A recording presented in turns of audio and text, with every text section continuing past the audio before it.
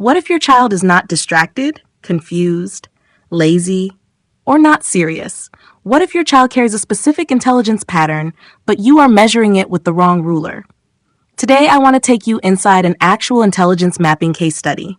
I use the imaginary name Arav.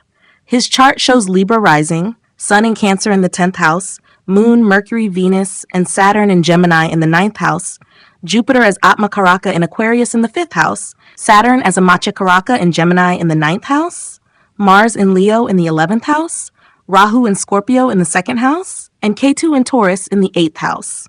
This is not random personality reading. This is a diagnostic intelligence map. Planets show the type of intelligence. Signs show how that intelligence behaves. Houses show where it becomes active. Karakas shows soul direction and career direction. That is why this system is superior and direct. It does not only ask, what subject do you like? It asks, how is your consciousness wired to learn, speak, feel, create, analyze, relate, and contribute? The first thing I see is a powerful Gemini 9th house. Moon, Mercury, Venus, and Saturn sit in Gemini in the house of higher learning, philosophy, wisdom, teaching, belief systems, and intellectual expansion. Gemini is ruled by Mercury. It is the sign of words, ideas, language, logic, curiosity, humor, and mental movement. When Mercury itself sits in Gemini, the mind becomes fast, flexible, verbal, analytical, and responsive to information. This tells me, Arav is not a child you teach only through force, repetition, and memorization. Arav is a child you teach through questions, conversation, comparison, stories, diagrams, debates, and meaning. If you are a parent, ask yourself, does your child understand better when they talk it out? Do they ask one question and then 5 more? Do they get bored when a teacher only dictates notes but come alive when someone explains the why? That is not always distraction. That may be linguistic intelligence. Mercury in Gemini in the 9th house makes linguistic intelligence dominant.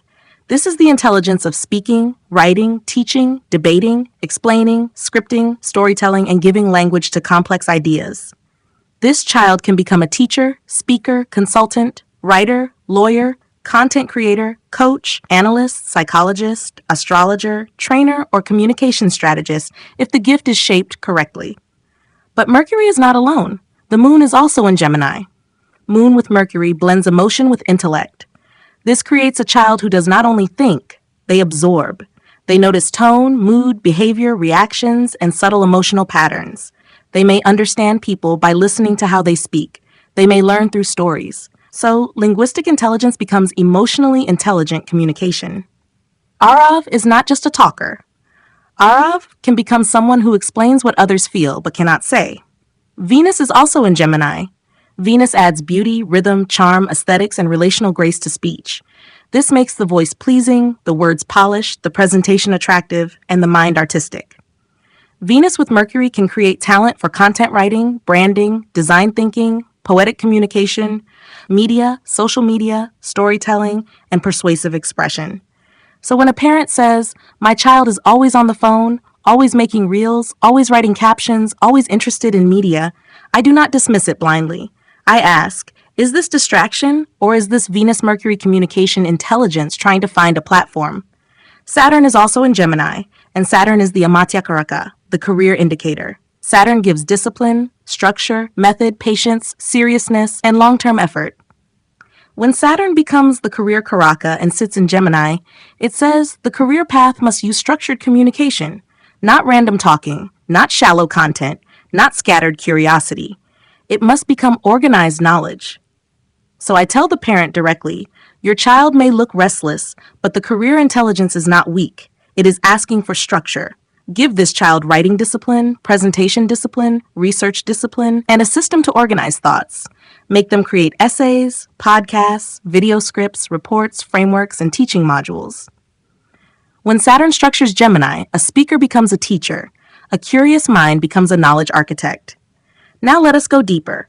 Jupiter is the Atma Karaka in Aquarius in the 5th house. Atma Karaka shows the soul's deepest desire. The 5th house is intelligence, creativity, education, memory, judgment, counsel, and the ability to advise. Jupiter is wisdom, ethics, philosophy, guidance, teaching, and higher meaning.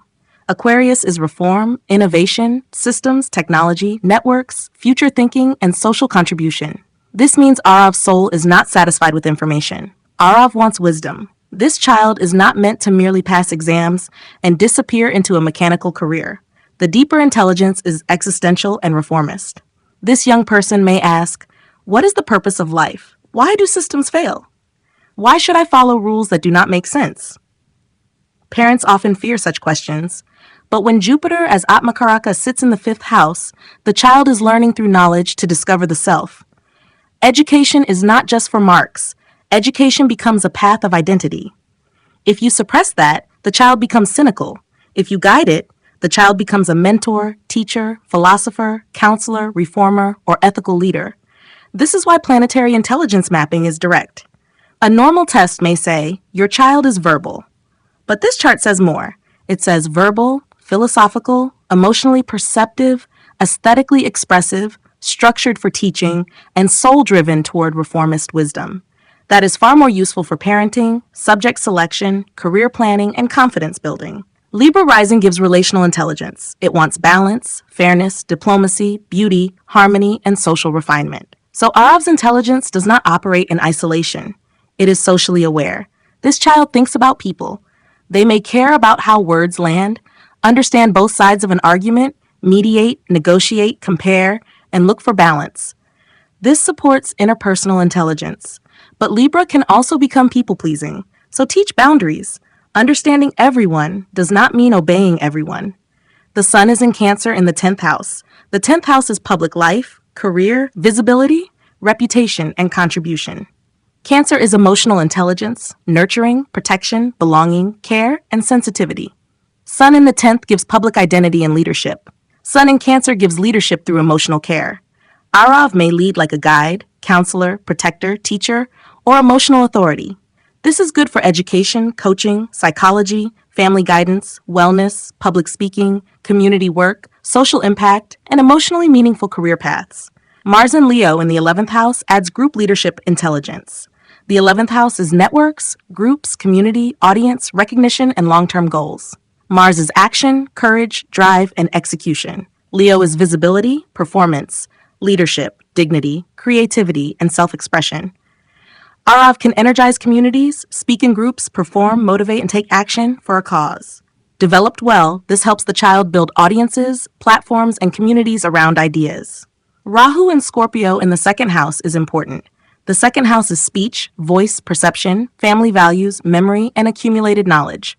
Scorpio is depth, secrecy, psychology, occult, transformation, research, crisis, and hidden truth. Rahu intensifies whatever it touches. So Rahu in Scorpio in the 2nd house gives a powerful, penetrating, psychologically intense voice. This child may speak about topics others avoid. They may be fascinated by hidden motives, mystery, psychology, trauma, secrets, astrology, taboo subjects, power, and transformation. In a teenager, this may look intense. Guided well, it becomes research intelligence, therapeutic speech, investigative communication, and occult or psychological analysis. The warning is speech control. Teach this child. Your words can heal, expose, or wound. Choose consciously.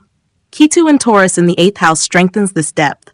The 8th house is hidden knowledge, transformation, deep research, occult, psychology, intimacy, and rebirth. Ketu detaches. So Ketu in the 8th creates a pull away from surface security and into hidden truth.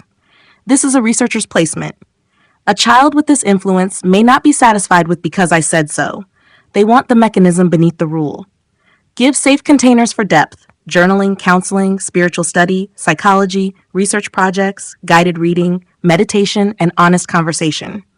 So the coaching is precise. Do not compare this child to a child who learns quietly from textbooks. This child needs to talk, question, map, explain, create, and teach. Give books, mentors, public speaking, writing, debate, philosophy, psychology, language, content creation, symbolic studies, and research work.